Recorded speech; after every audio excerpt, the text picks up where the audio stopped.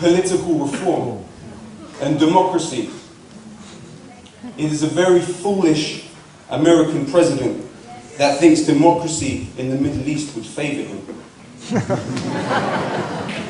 Where does this arrogance, this arrogant concept, this ridiculous concept that democracy in Arab countries, in Middle Eastern countries, with the history that they have, would create pro-American and pro-Israeli government? I'll tell you this. I have so much belief in the people of Egypt that if there is democracy, if there was democracy, there wouldn't be an American or Israeli government left standing in the Middle East. There wouldn't be left standing. Why should they? Why should they? Have we forgotten history? Do we have no grasp of context of what is going on here?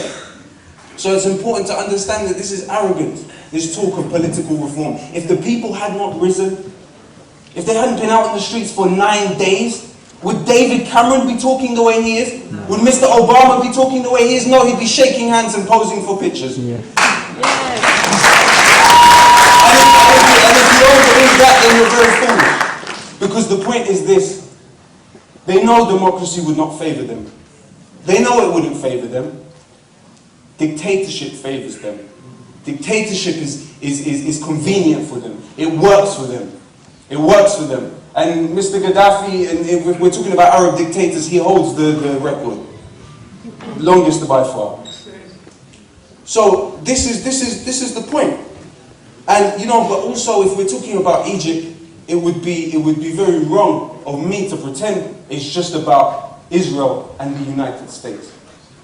From the city of the dead to the city of rubbish, the people are being humiliated on a daily basis and living without their dignity. And if you can expect to be a president and be worth £25 billion and your people to be living in rubbish dumps and in graves, what do you expect? How long did he expect this to last? This crime. This thought.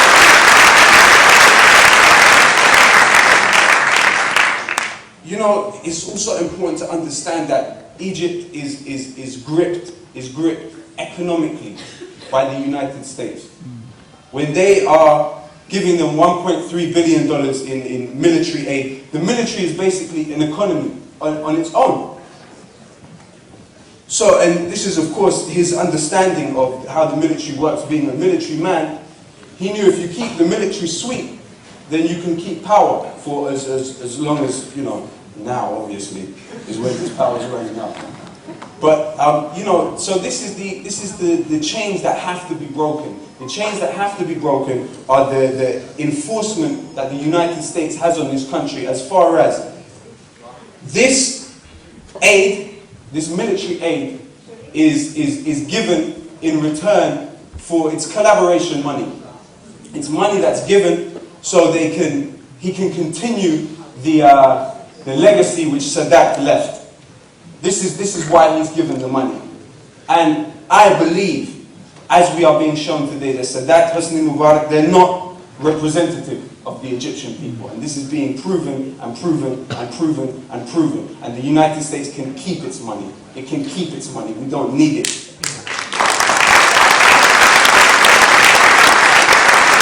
I think another interesting thing, just in terms of the BBC and Sky News coverage, which I glimpsed, is that they were actually, it's funny now, because they don't care about the actual essence of the dictatorship or the nature of the dictatorship. What they care about is the image. They don't care about the substance. When the image doesn't look pretty anymore, now they start to denounce it. They throw away their puppet when the strings get loose.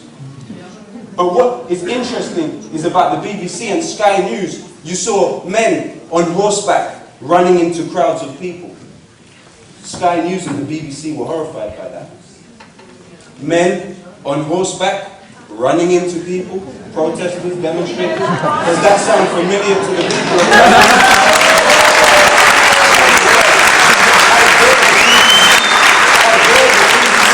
Sky News attach these ridiculous double standards as if it's any less civilized. or any more civilized when the men on those horses are Metropolitan Police.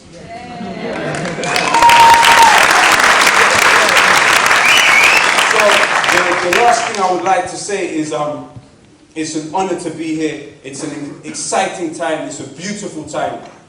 And the path to the liberation of Jerusalem runs through Cairo.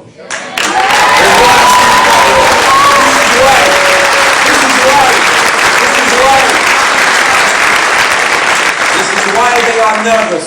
This is why they are nervous. And we must keep them nervous. We must keep them awake at night. Always. Thank you very much.